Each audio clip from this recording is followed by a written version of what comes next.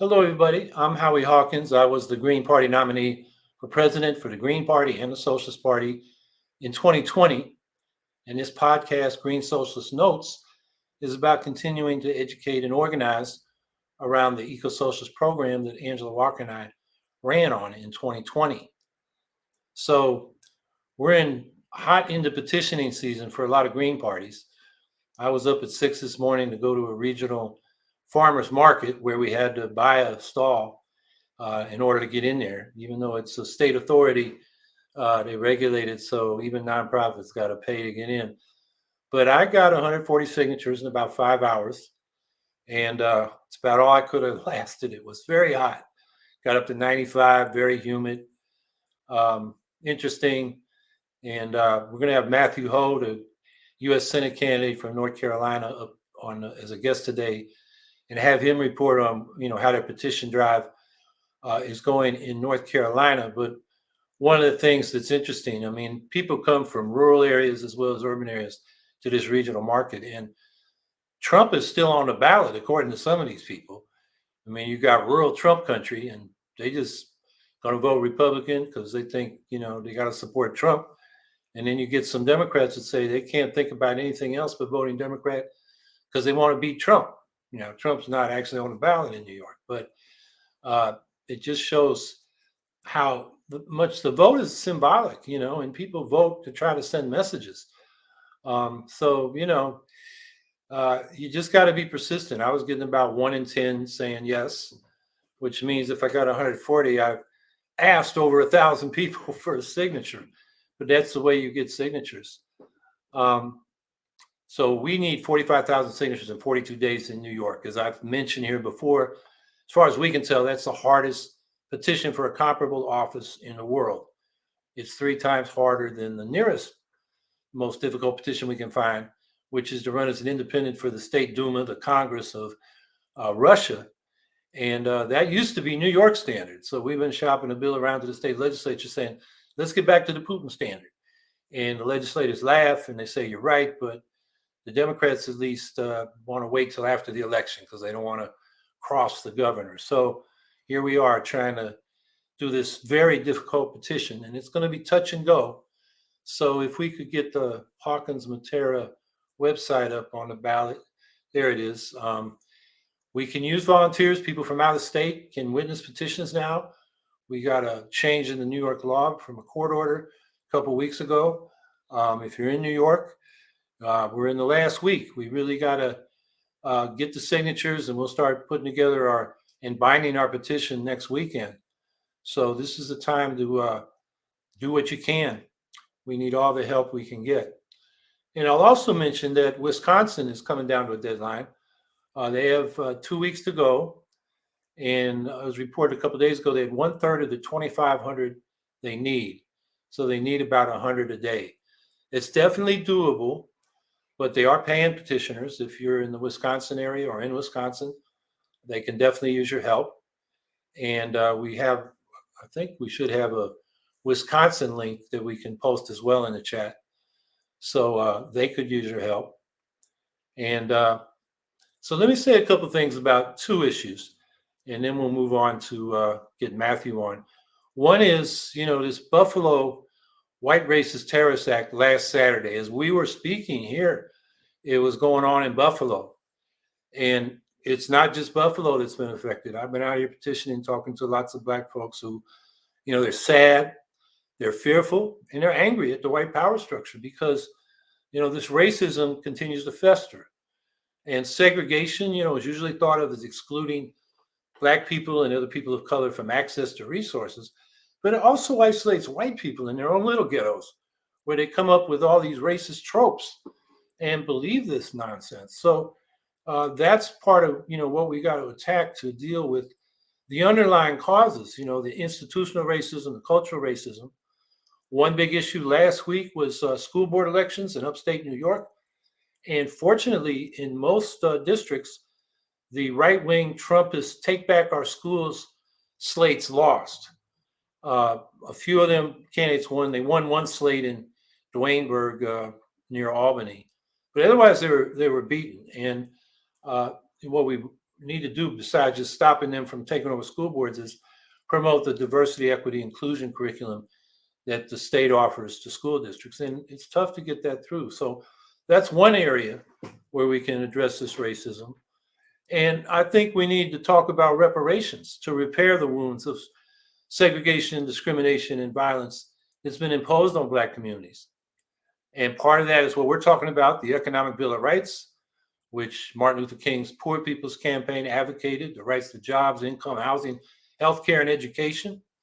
And we're particularly featuring in our campaign a guaranteed income above poverty, which is what King was saying towards the end of his life is the best approach to ending poverty is a direct approach. Poor people don't have enough money. It's pretty simple. But we also need targeted investments in Black communities that have been discriminated against and redlined and denied resources. And this is particularly an issue here in upstate New York, where, as I've mentioned here before, the urban communities, Syracuse, Rochester, Buffalo, are among the top 10 poorest in terms of child poverty and family poverty in the nation. Syracuse is number one in both those categories. Rochester is second in child poverty, third in family poverty. Buffalo is sixth in child and family poverty. So we need to have targeted programs from the state level. And that's aside from what we want to get at the federal level in terms of that bill to study reparations, which one of the questions and one of the reasons we need to study is that, Black people need to speak up for what they want. And there's been a long debate on, what kind of reparations. The guy that really got the modern reparations movement started, James Foreman, he came up with the Black Manifesto, and it featured collective reparations, things like money for a Black labor and education fund, a Southern land bank for Black farmers and Black farm cooperatives in the South, for television broadcasting networks, for printing and publishing companies. Those are the kinds of things, because if we don't change the system that has led to discrimination and segregation of Black folks, you give individual reparations, but the system will continue to produce inequality. So that's a debate in reparations, why that federal bill is a good start for getting a proper issue on a proper approach to reparations at the federal level, which I would think would be a combination of individual and collective reparations. But that's up for the study to come up with. And I'm going to be speaking to these issues in Buffalo tonight at the Eugene V. Debs Hall. And we have a Facebook event link that we can put up in the chat. If you're in the vicinity, please come. And if you're not, we're going to record it and it'll be up on YouTube and our campaign website. So, what I'm saying about Buffalo is, it's a terrible incident, but you just can't think of it as, one lone crazy young kid, because we have a system of institutional and cultural racism that produces people like this. Even if they don't act out at the extreme level he did, they do in terms of, say, housing discrimination, which is the root of segregation in both residence and schools. So in any case, I'll be speaking more about that tonight.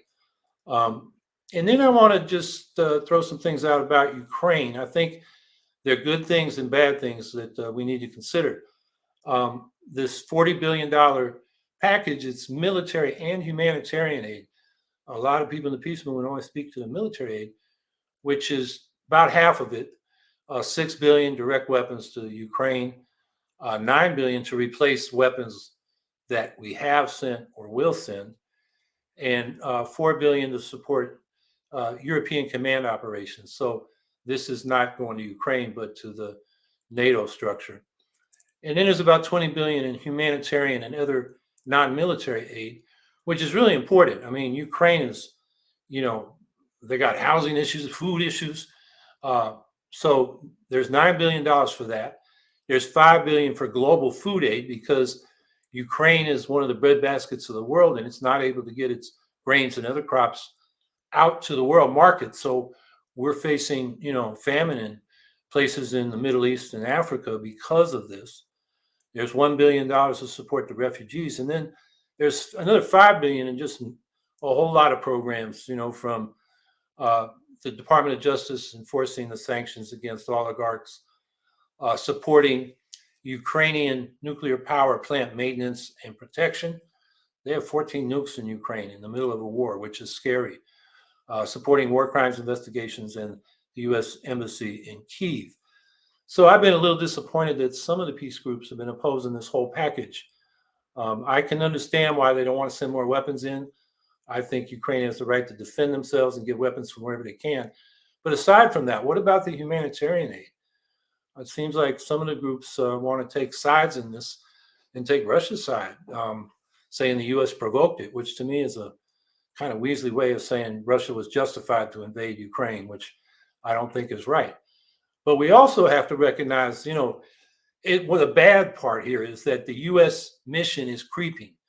Originally, Biden was saying we want to help Ukraine defend itself. We're not going to get into direct military confrontation with Russia. So there was, rejection of the no-fly zone and some of the weapon systems. And that was good. But in the last month, really, the mission has changed. Biden has said Putin's got to go. Anthony Blinken and Lloyd Austin, the Secretaries of State and Defense, talk about weakening Russia in the course of this, turning it into a proxy war, which was what the former, I guess he was CIA head, Leon Panetta, has called it. And then you got Seth Moulton, this member of Congress, saying, this is a proxy war against Russia.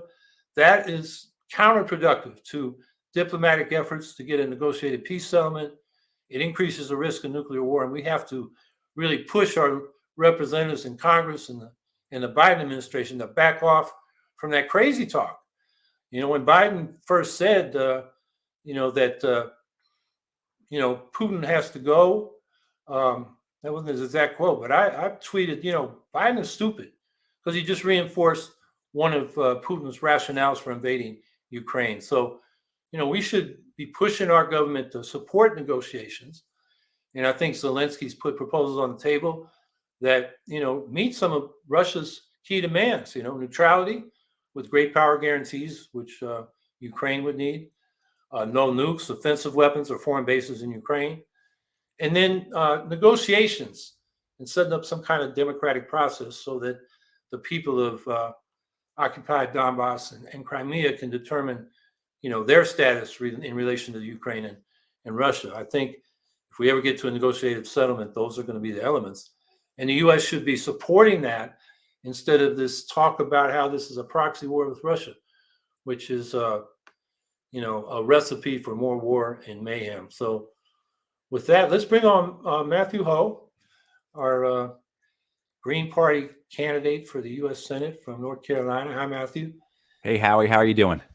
I'm hanging in there. I drank about half a gallon of water since I was out there this morning. I'm still dehydrated. So, but that's what you got to do, I guess. And you have that kind of weather down in North Carolina.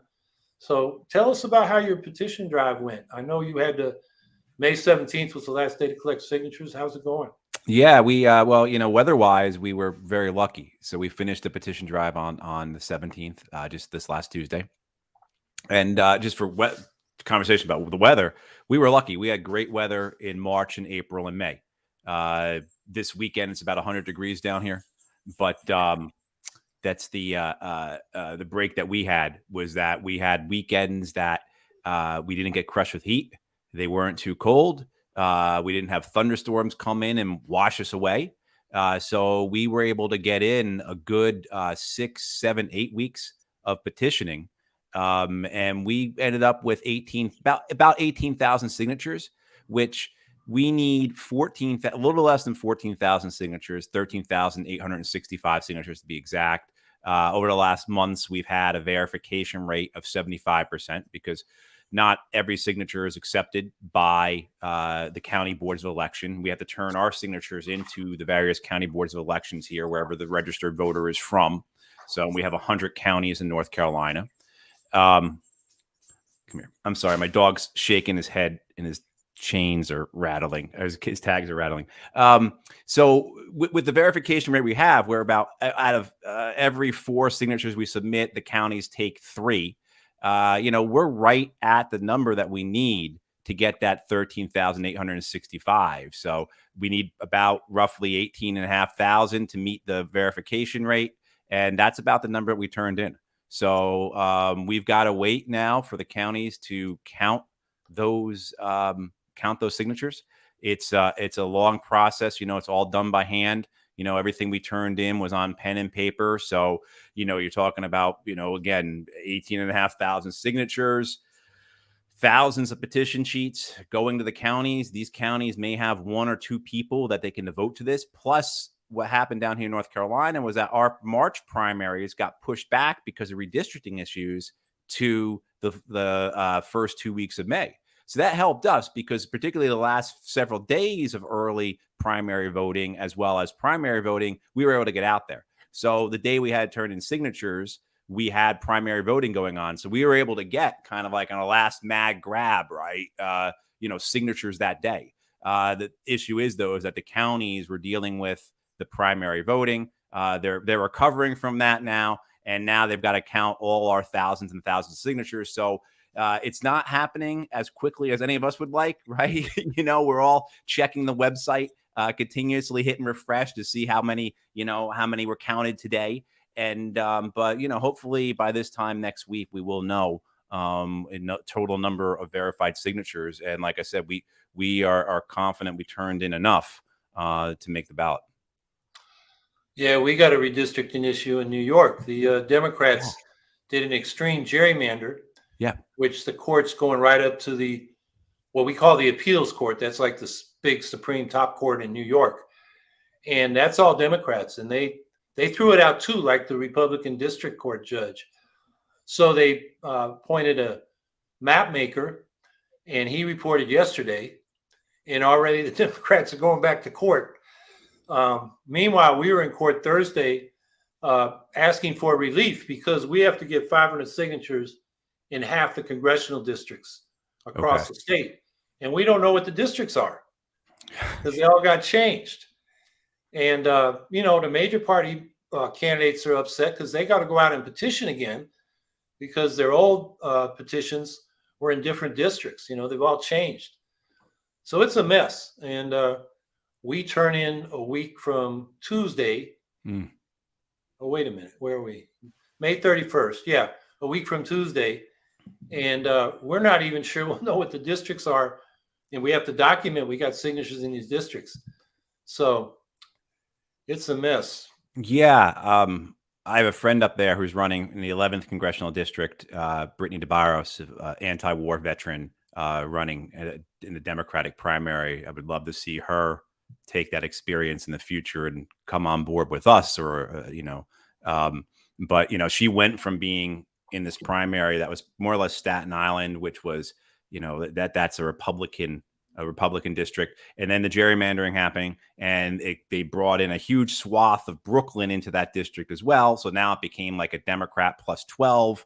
And now it's back to Staten Island. And so you see this jerking around where even candidates that we conceivably could get behind, like Brittany DeBarros, and who, maybe that has the effect then on her and others to say, look, this system is really rigged.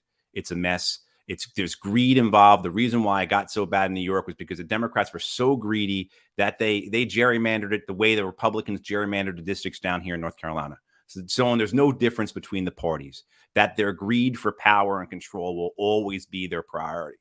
So hopefully I would like that mess that you're dealing with up there, that mess that we're dealing with down here in terms of our electoral system, that continues to push people to understand the reality of the political system. And so that folks who are taking part, say, like my friend Brittany, who's running with the Democrats, has that realization that, look, this is just, I'm in a dead end here. This is never going to get any better. This system is meant to protect those who benefit most from it. And that as long as I contribute to it, I'm doing no good for any of the people that I want to represent. So, that's, I think, what we found the most. So again, we got 18,500 signatures. You guys are going to get 45,000. Those are all the ability to combine that petitioning with the canvassing to go out and speak to people and to tell who we are, what we represent. That's a really great experience. And what we saw over and over again was this desire for something different, even at things that you would consider to be partisan. So, of course, when we were at like hemp festivals and music festivals and May Day events, yeah, people were very supportive of us and we didn't have to ask twice for a signature. But when we were at other events that were more partisan, say like at primary voting, where people are coming in to vote, people are driving to the voting place, right? And voting on a Democrat or a Republican ballot, right? This, you know, it was a very partisan. The most people signed. People were excited for another option. When I was at these places, I had people say to me, "I'll vote for you in November." After just, you know, putting in a vote for the Democrat Senate choice or the Republican senator choice, they're saying to me, as like within 5 minutes of doing that, "I'll vote for you in November." So we have seen these last couple of months that we've done our petitioning, just the need for it, but the desire for what we are representing. And I imagine you guys are seeing the same in New York. Yeah, the irony is the Green Party has the answer to gerrymandering, Mm-hmm. proportional representation. Yep. You know, when you're electing proportionally from multi-member districts, it really doesn't matter how you draw the lines, because every party is going to get its proportional share of representation. Right. And, you know, when you're out there petitioning, people, you know, maybe 1 in 10 wants to talk a little bit about the issues. The others just sign and you give them a piece of literature. But a lot of those people, you know, here they want to know, because the Green Party was on the ballot for, you know, a decade. And they say, "I didn't know the Green Party isn't on the ballot. What happened?" And you start to explain. And then, you know, we have on our little sheet that we give them, you know, the Green New Deal, the Economic Bill of Rights, and inclusive democracy, including ranked choice voting and proportional representation, as well as fair ballot access. And people really think, wow, you know, I never thought of that, but that's a great idea, you know, proportional representation. And then, you know, you get a lot of particularly Democrats say, "Oh, you're stealing votes from the Democrats and we can't afford that now. We got to vote against Trump," even though he's not on the ballot. And you say, "Well, we got a solution to the vote splitting spoiler problem, ranked choice voting." And up here they're saying, "Oh yeah, didn't they do that in New York City?" I said, "Yeah, it works." And then they're like, "Okay." Although some of them still ain't going to sign our petition because they're still worried, even though the Democrats have a 2-to-1 enrollment advantage in New York State. That's a hard thing to overcome. And particularly with, you know, people like Trump and the Republicans becoming so extremist, it's harder for the Greens, you know, to get a word in edgewise, you know, because even self-styled progressive Democrats, they're like saying, "We can't afford to let you guys be on the ballot or speak because we got to beat Trump." And that's problem is the Democrats haven't been too successful at beating back the Trumpism. You know, whether it's the voting rights and the election theft legislation in the states, they haven't got it done at the federal level. What we've seen here is in the last 20 years in North Carolina, the Democrats, about 20 years ago, the Democrats had about almost half of the registered voters in the state. The Republicans had about a third, and then about 15 or so percent were independent. I think it was 17%. And in the last 20 years, the independents or unaffiliated voters, as we call them here, have become the biggest block of voters in North Carolina. And the Democrats, their share of registration went from about 50% down to less than a third over 20 years. And it wasn't because the Republicans picked up members, they remained flat. It's because the independents or unaffiliated voters, people transition to that. And we have certainly seen that in the last couple of months as we've been out with people, this understanding, just like you're saying, for understanding of the reality of what everyone's experiencing, what we're dealing with here with our electoral system, and the need for change, and the common sense solutions. I mean, I don't think it's too radical an idea, right? What's radical or is the idea that you could get 50.1% of the vote and your opponent get 49.9% of the vote. And then that just basically shut out that 49.9% of the population that voted for, the opponent. I mean, like, I think just that kind of, does that make any sense? Does that seem like a logical, reasonable way to do this? Or, as well as I think people are generally tired. They're tired of the identity politics that come with having to vote either red or blue. And I also think they're understanding the the dangers of it, how this type of two-party system, that this binary system continues to devolve and it gets worse and worse. And so we have here the Republican nominee for the U.S. Senate, Ted Budd, who is Trump's endorsed candidate, who is really just, he's a caricature. He really is. He's a caricature. And, so when people say to me about this vote splitting, and I've got about 1,000 different answers for it, but when they specifically say, well, why aren't you scared you're going to get a guy like Ted Budd in office? And I there's all the other answers for it, but I also say to them, I say, look, Budd is a symptom of the system. The system is continuing to produce people like Budd because we have a binary system with two choices that makes it identity based and completely devolves the conversation to just who your identity is with, as opposed to issues, principles, beliefs, philosophies, what you actually need, what your neighborhood needs, what your community needs, etc. And so when you talk with people about that, they say, yeah, I understand it. I see that. I don't see what the answer is. And people will say to you, I feel like we're just running in place here as the water continues to rise, and trying to get that urgency to folks that we need to change it now, immediately, and that thinking it's somehow going to happen just organically, just going to as an act of nature that our system's going to change. Getting that point across to people, I find people very much understanding of that as well, is that the only way it changes is when we change it. Are there issues that, in particular that you've heard about? I can tell you gas and food prices, inflation generally. Talked to a Republican woman. She said, we need the Republicans in there. I said, what are they going to do? What's their answer? She had no idea. They don't have an answer. Yeah. We have some ideas, but, for example, gas, we should socialize the big oil companies and then make sure we can sell the gas at an affordable price while we produce from the wells we got and make the transition to clean energy. Republicans just want to drill, baby, drill, and that won't be in time to lower prices. So sometimes it's hard to have a substantive discussion. Abortion's a big issue, particularly for Democrats. Healthcare in this state, the Democrats have promised a state-level Medicare for all social insurance program for healthcare. Assembly side has been passing it since the early 90s.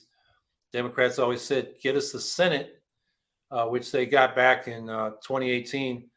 And now we've had 5 years where they haven't even got the bill out of committee. The Assembly hasn't voted through. And then, of course, climate.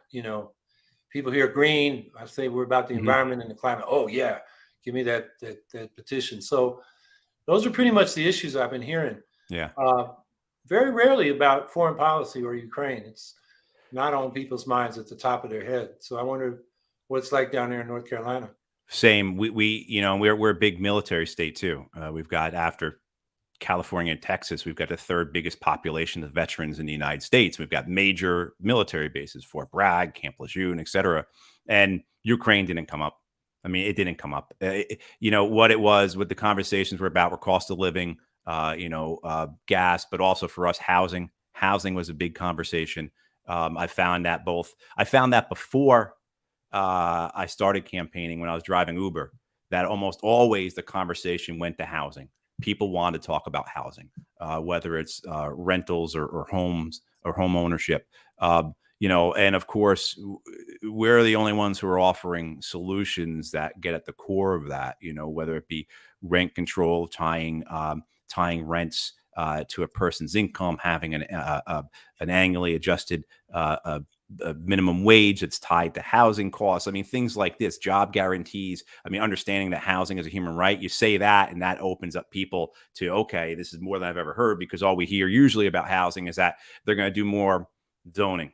They're going to bring in more affordable. They're going to do affordable housing by incentivizing builders, and they've been saying that for as long as I've been alive, and I've never seen it work. Right. So, but for us, what we would do, we did most of our petitioning, most of our successful petition, where the bulk of our petitioning came from, was at events. So we targeted certain events that we thought the crowd would be receptive to us, and certainly they were at like the hemp festival I mentioned, and hippie fest, and at music festivals, the May Day events, college campuses. And what we really pushed there was not just marijuana legalization, but ending the war on drugs.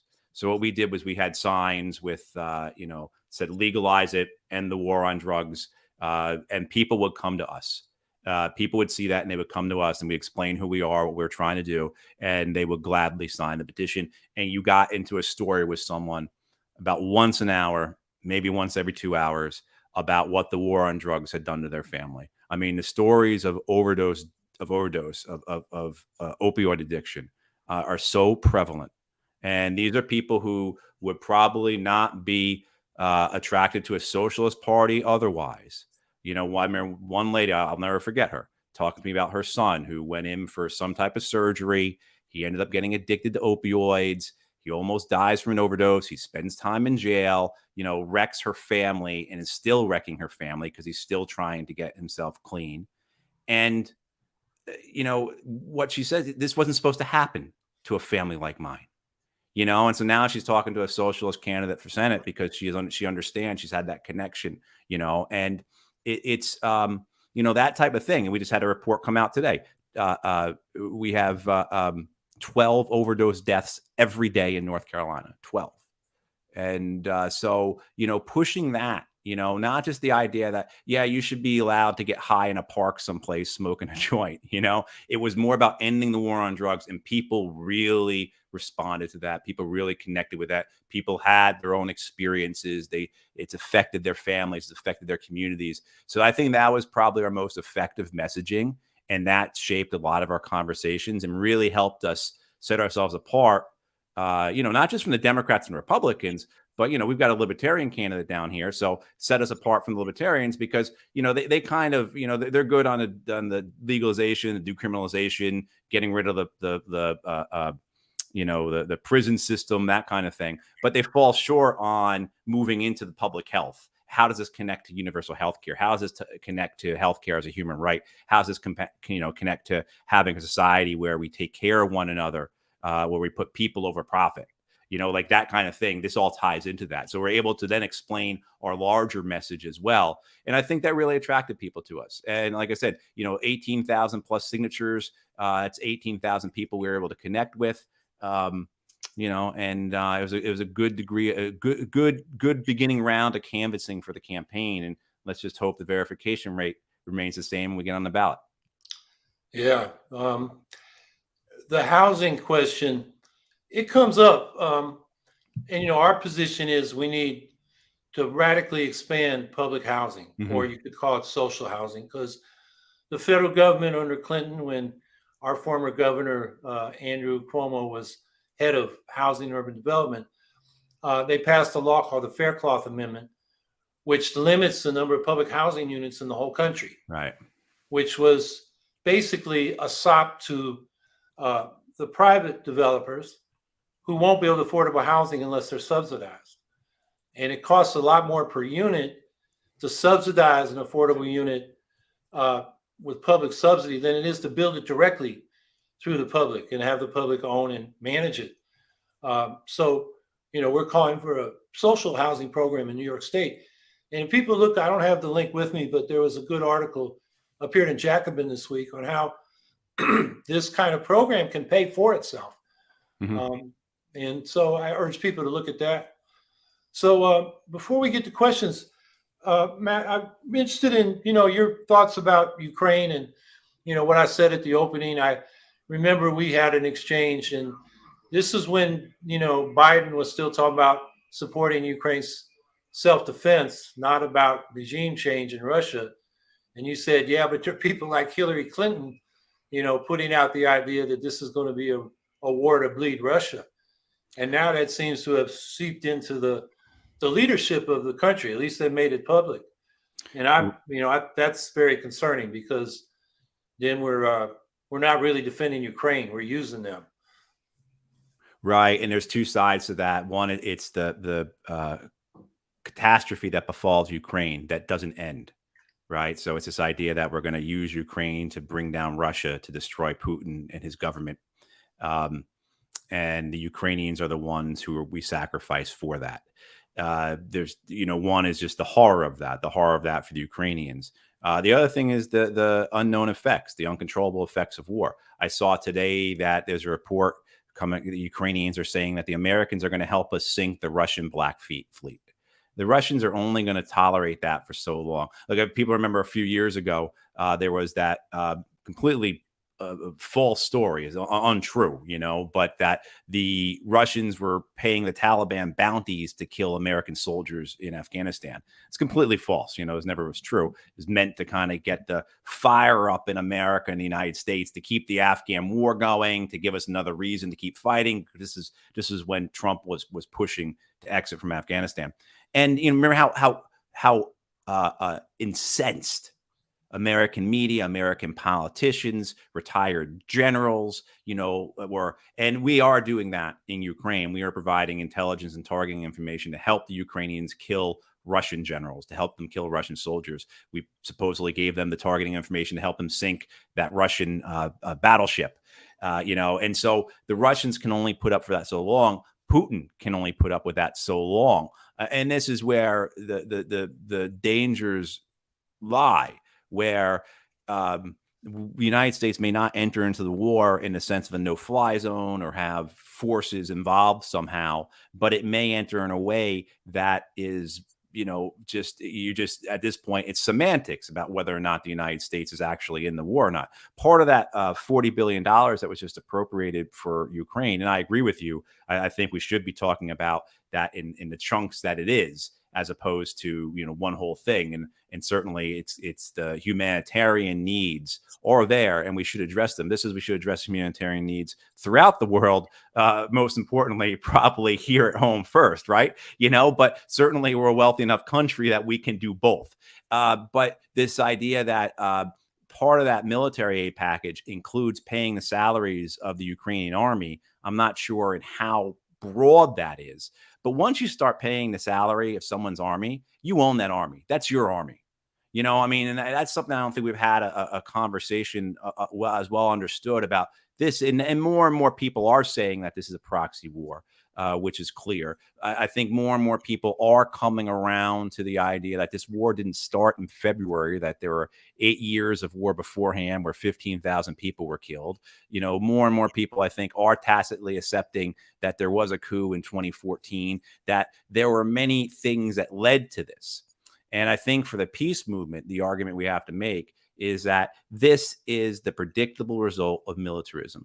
This is the predictable result of years and years, decades of confrontational and aggressive policies that are built around putting military bases in countries. That's what it really comes down to, is where are we planting our flag as the United States? And and I'm not going to deny Russian imperialism in this sense. I'm not going to condone what Vladimir Putin did. And certainly Ukrainians certainly do have a right to self-defense, just as Yemenis do, as Palestinians do, as Iraqis do, as Afghans do, et cetera, all throughout Africa, they have that right. But, we have to understand, how did we get to this point? And the fact is, and our friend Mike Feinstein had sent us a piece yesterday about this that I thought was a very good piece that went through, okay, who's winning in this war? And the only ones who are winning are the Americans. This, I think, is the one thing that is keeping Joe Biden's presidency afloat at this point. You see Ukrainian flags everywhere. I just noticed today that WRAL, which is our local news, one of our local news providers here in North Carolina, does a lot of statewide coverage, and they are probably the most robust local television news station we have. And their icon on Twitter was the Ukrainian flag. So we have news organizations just abandoning all sense of neutrality and objectivity and putting the Ukrainian flag up, just as they did 20 years ago for the American invasion of Iraq, right? So, this idea that who's winning in this, and you see the amount of money being put into it, the way the fossil fuel companies are benefiting from this, the discord around it, the fact that the Pentagon budget will be $815 billion this year, all this stuff continues to build. And the argument was that the American Americans are winning, not Americans who are listening to this podcast, not Americans who are paying. I drive a Prius and it's costing me over $40 to fill it up.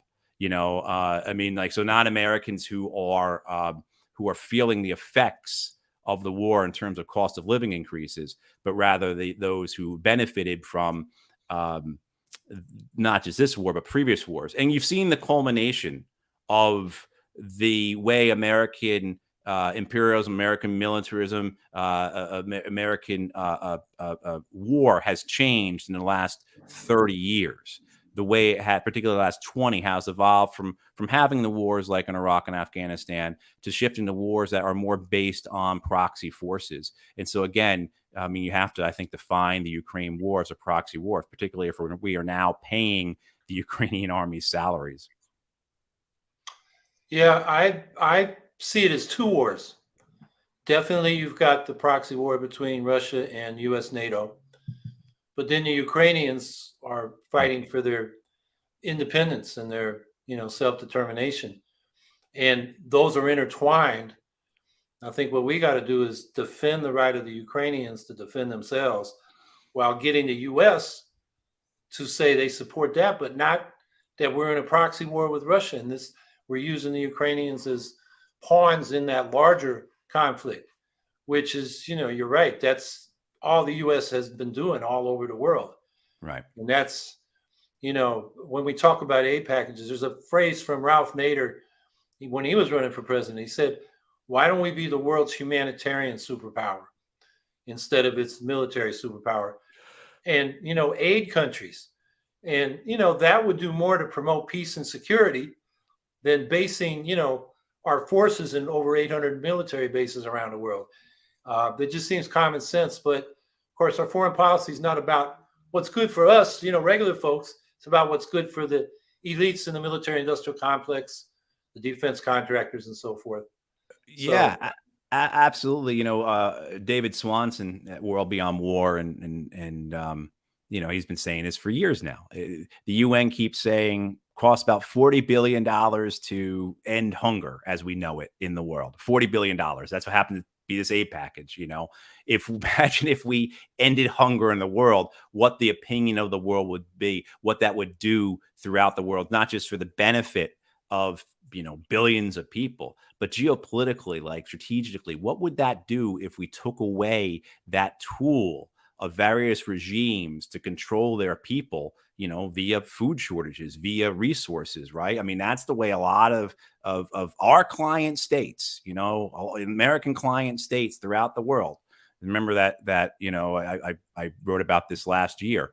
3/4 of all dictators, military regimes, juntas, autocracies, etc., receive American military assistance. So most of the bad guys in the world, if you will, at least anti-democratic nations in the world, are on the United States' dole. And that doesn't include nations that are not dictatorships. So countries that have very severe human rights abuses like the Philippines, Colombia, Ukraine, for example. I mean, because Ukraine had a very corrupt government, lots of issues, gotten, I think, a little bit with Zelensky in power, but still very much a dirty place. And that's this whole war is dirty, in the sense that comes back to me of being about a desire for fossil fuels and a larger part commerce, but then also the megalomania of Washington, D.C. and Moscow.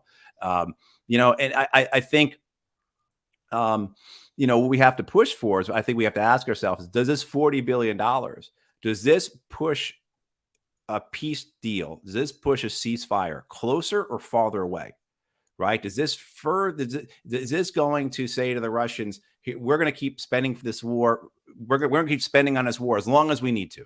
We've got the world's reserve currency. You don't. You just saw us spend $14 trillion on wars in our Pentagon over the last 2 decades. And look, nothing happened to us. We can keep doing this all we want.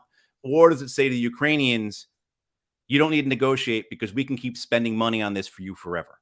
And I think it's more of the latter. And that's the danger, I see, because I think that's what happened in Afghanistan. I think it's happened in other places where the American government says to the government, its proxy, we're going to support you for as long as need be. There's no need to negotiate. And that's the real danger, I think, of the two things that we originally started talking about. The one, the suffering of Ukraine, the catastrophe that's happening there being unending. And then, of course, the unintended, unknowable consequences of war, which if you don't understand that point, contact me. I'm happy to give you a whole bunch of books to read, because that's the only thing and that's what I said about this back in February, about the war in Ukraine, is that the only two things I know for certain are that no one is ever going to be held accountable for this. And it's going to end in a way that no one tells you it's going to end, Okay, why don't we go to questions from the chat and answer some of those questions. Okay, Annie Messick, question for both Howie and Matthew. Do you think the Democrats and Republicans in your states will allow you to debate them? What do you think, Matthew, in your state? That's one of our goals, is to get on the debate stage. One of our goals is to get there and talk about the wars, talk about the war on drugs, talk about the crime against humanity on our border, talk about Medicare for all, all these things, rent control, all these things, public funding of housing, public housing, as Howie was just talking about, all these things that the Democrats and Republicans are united in opposition against. And that's one of the goals. But, I don't know. We'll see. It's not clear whether or not the Democrat and Republican down here will even debate each other. Both of them are very closely handled and managed. The Democrat only appears in very friendly settings, invitation-only events, and the same the Republican. The Democrats had cleared out their Senate primary, so that Sherry Beasley was the only candidate they had, besides of several minor candidates who weren't able to raise any money. And then in a field of really four main contenders for the Republicans, Ted Budd, who had Trump's endorsement, he didn't attend any of the Republican debates, and he ended up getting 53% of the vote in the primary. So I have a feeling these two may not even debate each other. But certainly we're going to do everything we can. We're going to go to every candidate forum. We're going to put ourselves out there every possible way. We're already talking with the libertarians about even debating with ourselves that way, having forums that way. But certainly we're going to do everything we can to make sure that the issues, and more importantly, the people that we represent, have a voice during this campaign. Well, in New York, I'm optimistic that we'll be in the debate. I was in the debate with Cuomo and the other candidates in 2010 and 2014. In 2018, he wouldn't debate us. And I actually ran into him in Central Park in New York. And we were both at an event. MSNBC is a sort of corporate-sponsored anti-poverty hullabaloo. And they first got the third-party candidates to agree, because Cuomo was playing hard to get. And I think we were just bait to get him. So they gave us each 1 minute to speak on a side stage, and Cuomo got 5 minutes at the central stage. And when we spoke, MSNBC switched to a human interest story about some Olympians that got pregnant. And so we weren't even on. And my campaign was thinking, oh, this is your big opportunity to go speak to the whole world. And I'm like, I don't know. And I got 1 minute, but I took two because I could see what was going on. Anyway, I finish up and I'm headed back toward the green tent. They don't have a green room. And Cuomo comes in through his own security entrance. And I said, Governor, I'm looking forward to our next debate. And Cuomo's brow furrows and he's like, what debate? Like the staff hadn't told him something. And then I said, we should have a series of debates. And then he knew there was no debate. So he said, what are you going to do? Organize it yourself? And actually, I did. I went to the League of Women Voters. They had an all-comers debate. And four of the five candidates came. Cuomo did not. But Cuomo's gone. The current governor, who was his pick for Lieutenant Governor, Kathy Hochul, said she would debate her primary opponents. She got one on the left and one on the right. So I'm hopeful, she'll be open. And the question is, will the Democrats and Republicans allow it? The problem is, it's the media. Yeah. If there's a big star like, Andrew Cuomo, they do what he wants to do. And they won't have a debate unless he says, okay. That's the problem we've got. The media monopolies, some of the second time we had a debate in 2014, it was the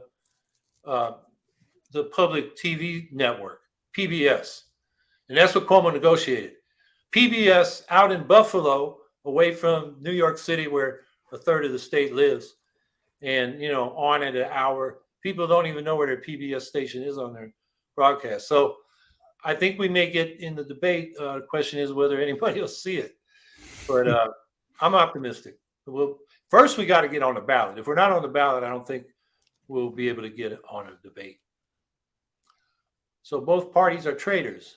When will you find out if you're on the ballot? Well, Matthew, why don't you briefly, tell us again? Yeah, we'll know in the next week or 10 days. The county boards of elections, we had to submit all our petition signatures to the various county board of elections, and then they count them. And 18,000 plus signatures by small offices around the state. It's going to take some time. So we should know, hopefully this time next week, we will know whether or not we hit the number or not. And again, we're confident. We feel like we've gotten the number that we needed to. Then we can begin the next phase of the campaign. It's exciting. Well, in New York, the process is you file on Tuesday, May 31st. Anybody that wants to object to our petition has 3 days to file general objections, which just says we object. They have 5 more business days to file specific objections, which means they've got to prove that we have less than 45,000 good signatures. So they'll come up with a huge document, line by line, saying this signature is bad for this reason, this one for that reason. And if that is not done, we will know 8 days after we file. Okay. If they do object, then there's going to be a hearing, and there may be a court proceeding, and that can go on for weeks. So that's the process here. Hopefully in 8 days, after, by about June 7th or 8th, we're on the ballot. That's what we're hoping. Yeah, the thing we have on our side too is that we've been doing this for a couple months now. It's a rolling process. So as we would get signatures, we would turn them in. And so we've maintained this 75% verification rate. So to have challenges now come after we've submitted, or if one county in particular all of a sudden drops their verification rate to 50%, we can look back and say, hey, for months this was accepted, and now you're saying it's not. So I think we've got a pretty good foundation moving forward, but we expect challenges. I mean, I would be shocked if we get the number that the Democrats don't do some type of challenge right away.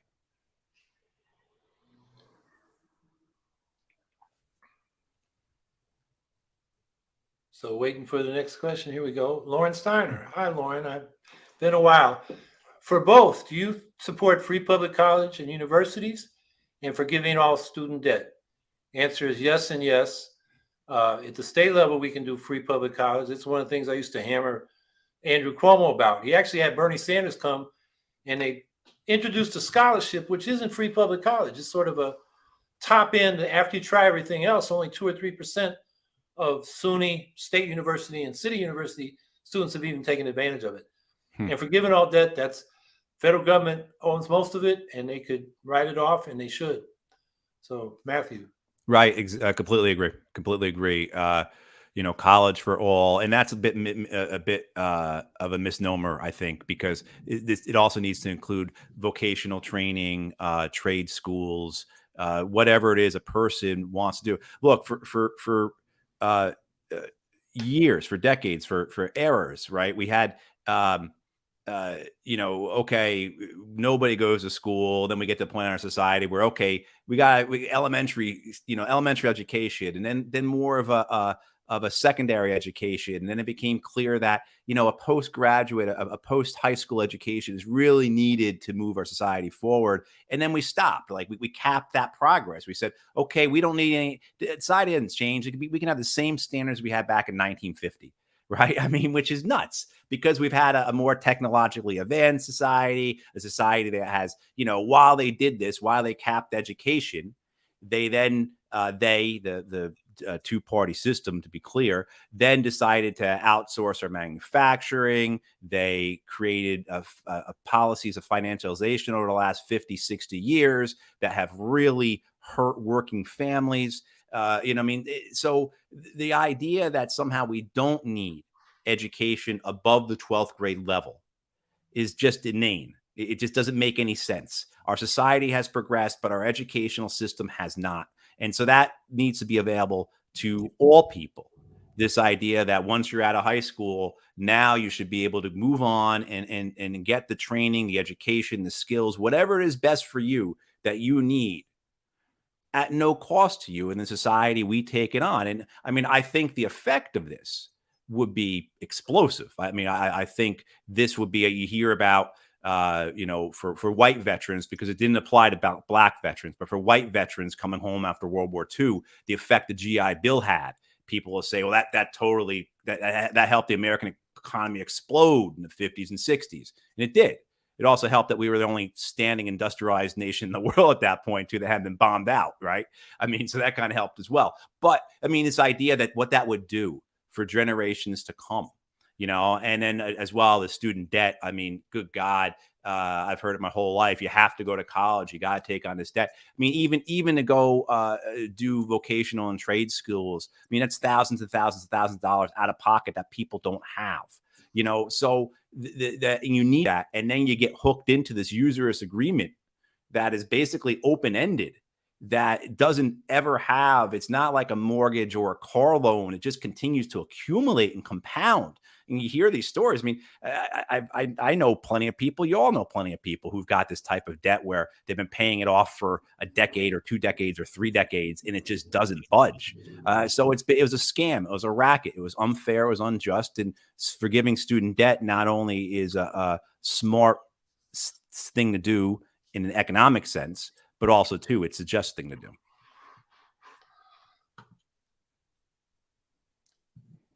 Okay, Zio returns gaming. Howie, did you hear about the 6 seats that the Greens in Australia won last night? Adam Bant, leader of the Greens, said he would help U.S. Greens however he can from Australia. I did not hear that. I knew this election was coming up. Are these, do you know if these are senators or members of the House in Australia?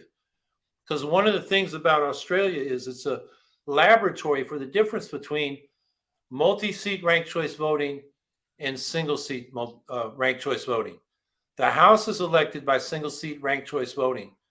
So in the last election, which was, I guess, 2019, I think, the Greens got 10% of the vote, first choices across Australia for the House, but they only got 1 out of 151 seats.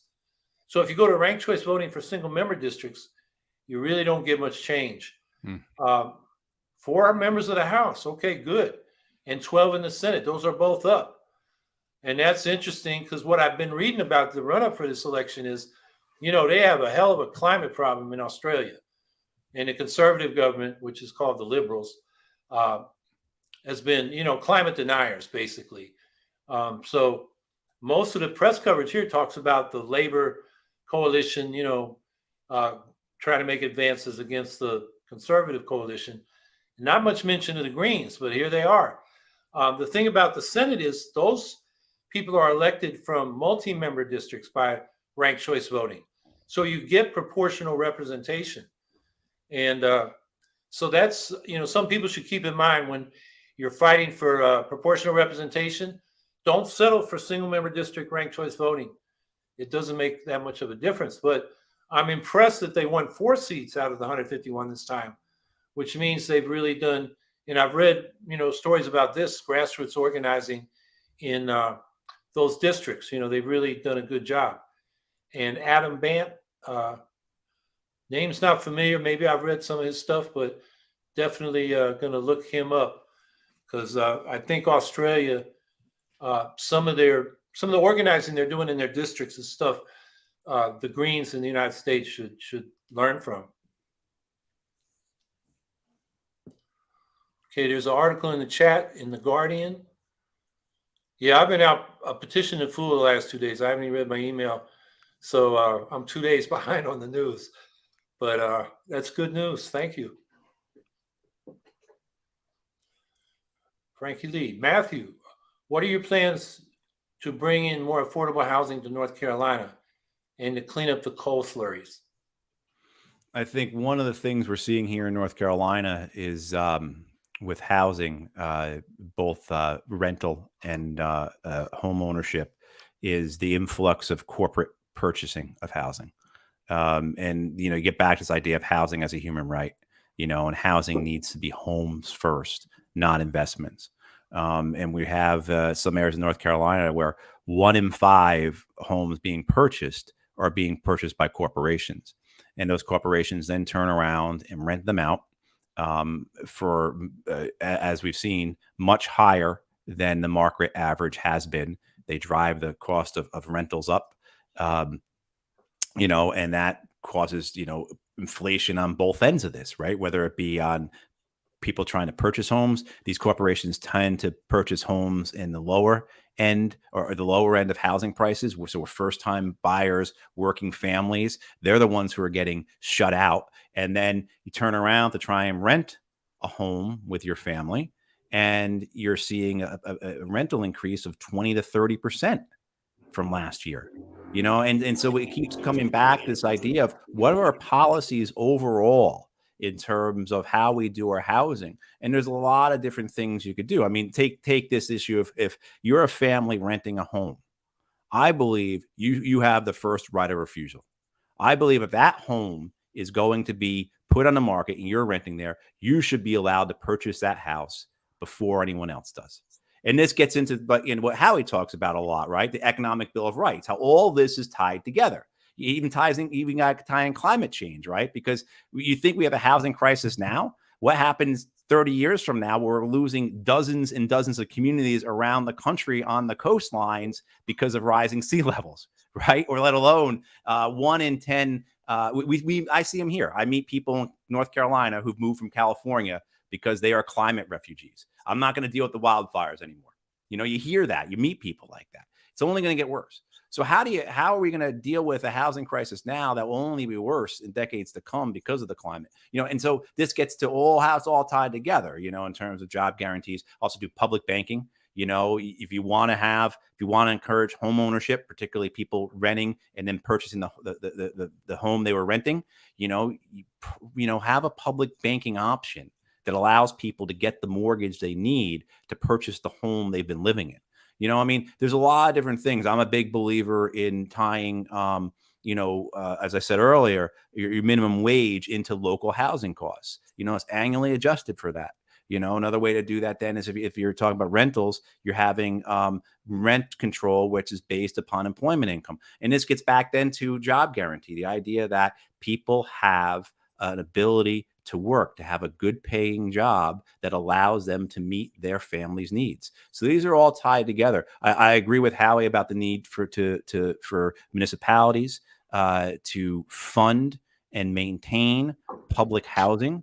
I think that is something that people don't understand well enough how that can be utilized to ensure that communities have the access to affordable housing that they need. One of the things about North Carolina that's peculiar about it too is we have a lot of people coming into the state. The state is growing, and one of the reasons though is because the state keeps giving away these sweetheart deals to corporations. We've got a company coming in. It's called Boom. They're going to build the new Concorde supersonic jet. They haven't even built the plane yet. The plane only exists on paper, not even on paper. It's on somebody's computer screen, probably on computer. Hundreds and hundreds of millions of dollars in incentives to a company to build a plane that they haven't even, constructed yet, right? Same thing too. You see that happening with Apple coming here. The amount of money that is going to Apple, the billions of dollars going to Toyota, the billions of dollars going to a Vietnamese electric car manufacturer who, like Boom, hasn't even built their car yet. And so the state is giving billions and billions of dollars to these companies that come in. That drives migration into the state. At the same time, too, the state is then saying, we're not going to do this. We're not going to help anybody. As these housing markets get flooded, the rental market gets flooded with people coming in. Well, we help ensure all these people were drawn to the state. But for those of you already living here, well, you're on your own. And so I think it gets back to how are our policies shaped by our philosophies, and understanding that we are putting people over profit first. And I think that shapes our entire housing policy because it's so dependent upon other things within an economic bill of rights, something that Howie talks about. And the coal slurries, people don't know that you have these coal ash pits, mass environmental damage and devastation throughout parts of the states because of this. Duke Energy was a real villain in all of this. And, as most of us look at it, nothing ever happened to Duke, so it's that type of thing of holding corporations accountable for their actions, past, present, and future. I think the Green Party is the mechanism to do that. We have no ties to these corporations. We don't take their money. And so you can expect us to hold them accountable where the other parties won't do so.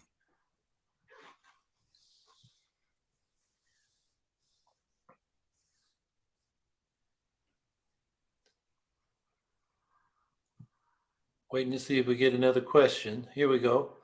Andy Messick, what are your thoughts on the recent anti-LGBTQIA plus bills currently being proposed and passed in many states, and the fact that Obergefell versus Hodges is most likely the next ruling on a chopping block? Well, I can tell you, first of all, these anti-LGBTQIA plus bills are another assault on human rights that the Republicans are leading, and the Democrats are not really openly fighting. They seem to be ducking from what I can see. There's just not much of a fight. This is not an issue in New York State. The Obergefell versus Hodges, I guess, is a case going to the Supreme Court. I'm not familiar on the details of that, but the Supreme Court we got, people say, well, we got to elect Democrats. Well, how did the Democrats allow McConnell, to block Merrick Garden, and then, the next time around, fast track, who was it, Amy Coney Bennett or whatever her name is? Mm-hmm. The Democrats, the way I put it is Biden still wants to do bipartisanship with the party that tried to overthrow his election. You don't deal with fascists that way. You fight fascists. You don't try to cut a deal with them. And so, that's my general remark on that. I don't know what you want to add, Matt. Yeah, Obergefell Hodges is the ruling that allowed for gay marriage. I think there's two things. One, it shows the vacancy of the two-party system, that so many of the rights that we have in this country, whether it be abortion or marriage equality, were dependent upon Supreme Court rulings, that the two-party system never allowed for the legislative victory, right, of civil rights in those cases, that they required upon a handful of justices ruling over a handful of other justices. And so the idea that fundamental rights for people to marry the person they love, right, or for a woman to do with her body as she decides is best for her, are dependent upon a handful of unelected, appointed for life, that this idea that somehow the Supreme Court is nonpartisan or above politics. I mean, that's just complete nonsense. It's never been that way. It was like that at the very beginning of this country, the 1790s. It'll always be that way. So I think we have to really start proposing serious court reform, in the sense of how the court actually works. I'm not talking about packing the court, but I'm talking about changing the court in a way that it is more that it can't be hijacked by a political caucus. And I'll give the Republicans credit. They, for 50 years, put together a strategy to defeat Roe, and they did it. It took them 50 years. They took the long view towards it, and looks like they are going to do it. And now the danger, as Andy brings up here, is that all these other things that they disdain, that they hate, that they fear, are going to be next. If that opinion comes across as it comes across, or turns out to be the way it is, this idea that anything that's not in the Constitution. So if the Constitution doesn't say you have a right to abortion, then you can't have it. You have a right to marry, a man is allowed to marry a man, a woman's allowed to marry a man, you're allowed to marry who you choose, So like if it's not specifically labeled in the Constitution, it can exist, is just asinine. And first of all, I think it flies in the face of the whole Ninth Amendment. There's an entire amendment that they said, this document doesn't contain all the rights, and these guys are so the idea that the court being some pinnacle of justice, that these are the most learned people, is just a travesty, a farce. And we need to do something to fix that, because it can and likely will get worse. And I think this idea, one thing that I've run across in conversations about Roe, and then now, we talk about Oberfell, and where this may go, is the one thing I am confident of is that the folks who are watching this right now, the folks who are part of the Green Party, the folks on the left who are socialists, the people, the community I come out of, say Veterans for Peace, and About Face and Code Pink, those folks, we are already been the people on the streets.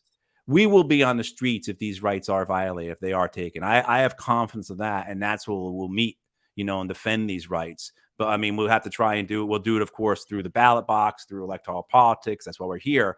But, this idea that somehow we're going to sit and allow this to happen, I don't think is going to be the case. And that's one thing I can attest to. I'm sure, Howie, you're the same way as well.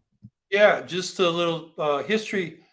In New Paltz, New York, the Green Party had the mayor and the deputy mayor. And in the early 2000s, they started performing gay marriages. And it was the Democratic Attorney General, Eliot Spitzer, that got an injunction against that. And those Greens and the Green Party, which supported them, was attacked for provoking a backlash, is what the mainstream gay organization said. What we did was start a movement. In New York, within a decade, we had legal marriage equality.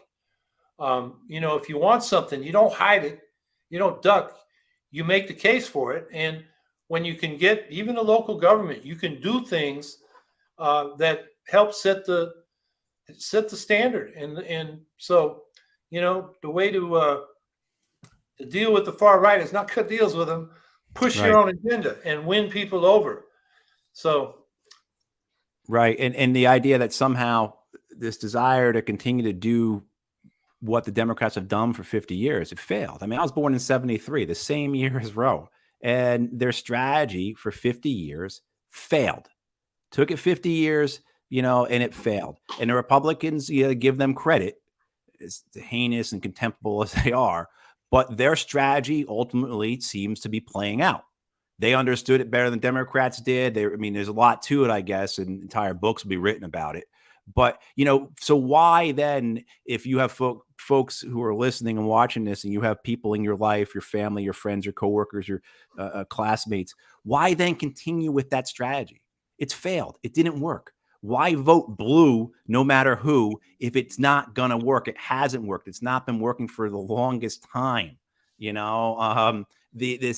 that's across the board. But the issues we've talked about today, whether it be war, housing, look at jobs and wages, look at what happened in the unions. I mean, I'm here in North Carolina. We have the second lowest union participation rate in the country, I think.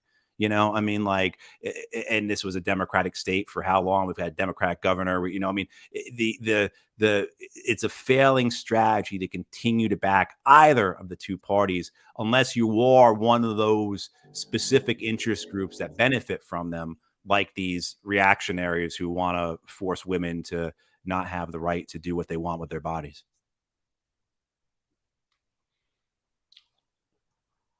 Well, there are no more questions put up. I got to rush off to Buffalo here in a minute to make my time for my talk. It's a 2.5 hour drive.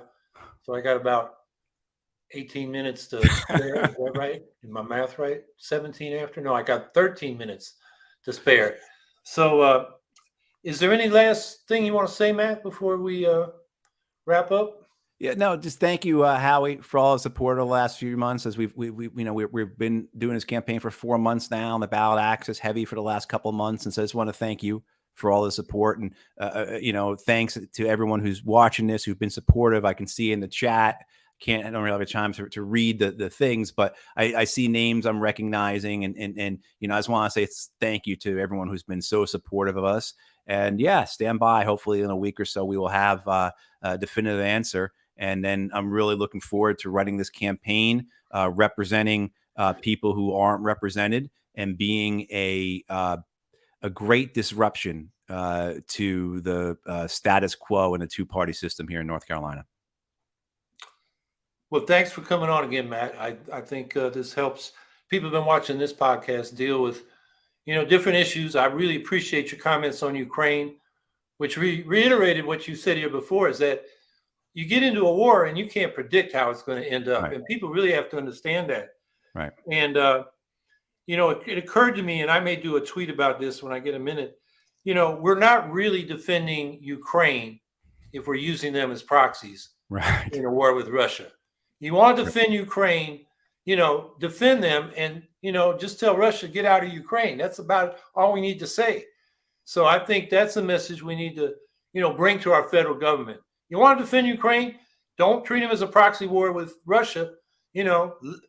Push for a settlement so Ukraine, can get its independence and sovereignty restored.